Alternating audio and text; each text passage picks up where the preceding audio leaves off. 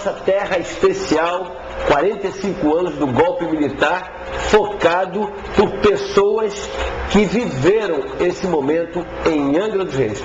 Vamos falar com o senhor José Noronha, que era presidente dos sindicatos dos operários navais aqui na Jacuecanga, na Verônio.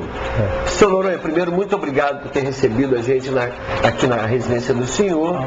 E a gente está fazendo esse especial para contar, né, um pouco da história que viveu a nossa cidade nesses últimos 45 anos.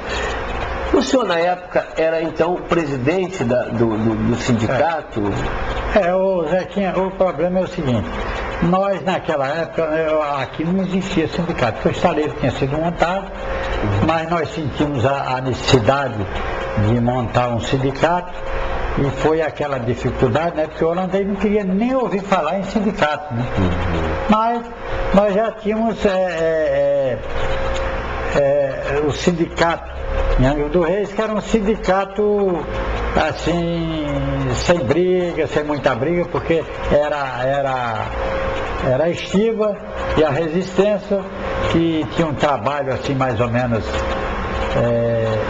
caracterizado dentro do sistema portuário, e nós sentimos aquela necessidade de montar o Sindicato dos Operários Navais.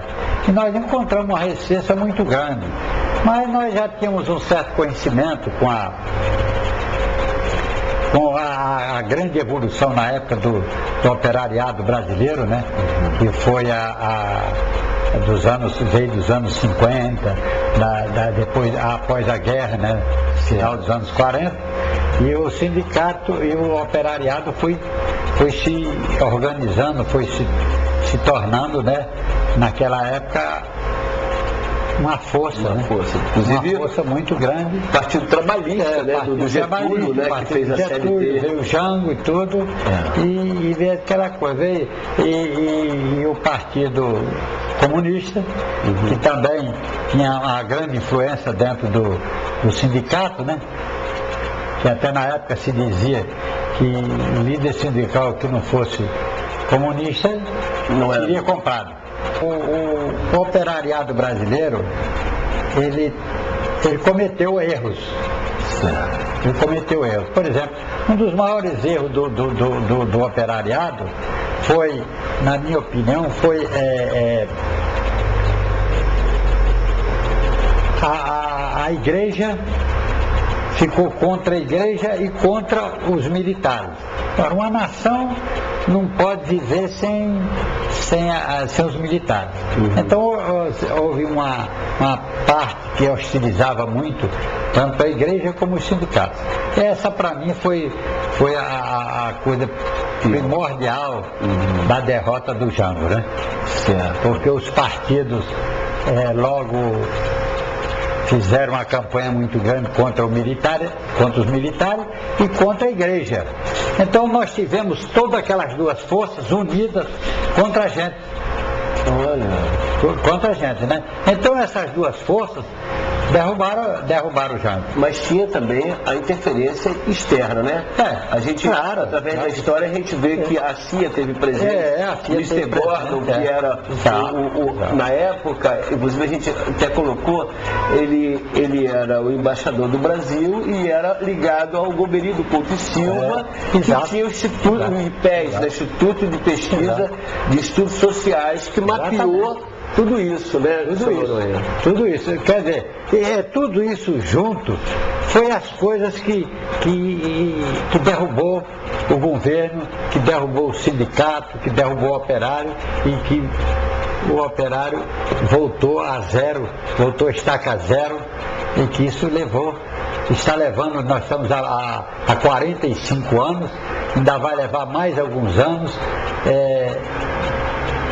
trabalhando para que os sindicatos voltem a ter força, a ter alguma decisão política e sindicalista dentro o grau de politização na época era muito elevado, né, dos sindicatos. Era muito elevado, mas aí, com a Revolução, essa garotada que tem todo esse povo de hoje, a maioria aí, filhotes da ditadura.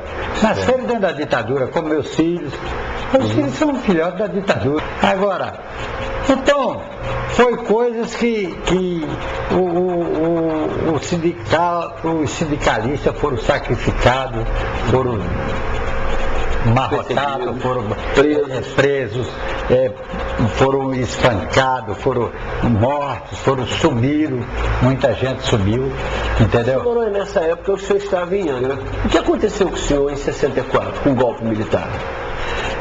Não, olha preso, detido.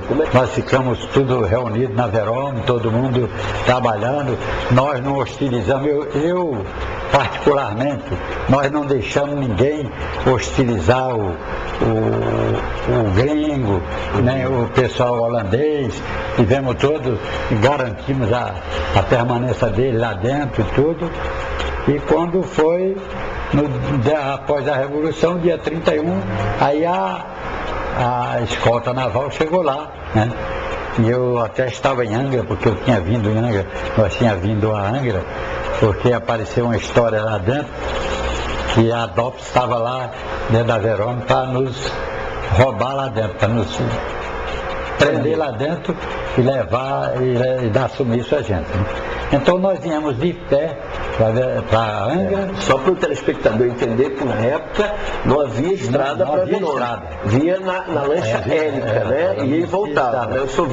Era a lancha. O começo da Verome foi muito duro, muita gente não conhece isso. É tanto que a gente vinha da Verome atrás de funcionários, pessoas para trabalhar lá, e ninguém queria, não, eu levo, vou lá para aquilo lá, que lá não tem condição de trabalho. Era lama de fia pavio, como você diz, né?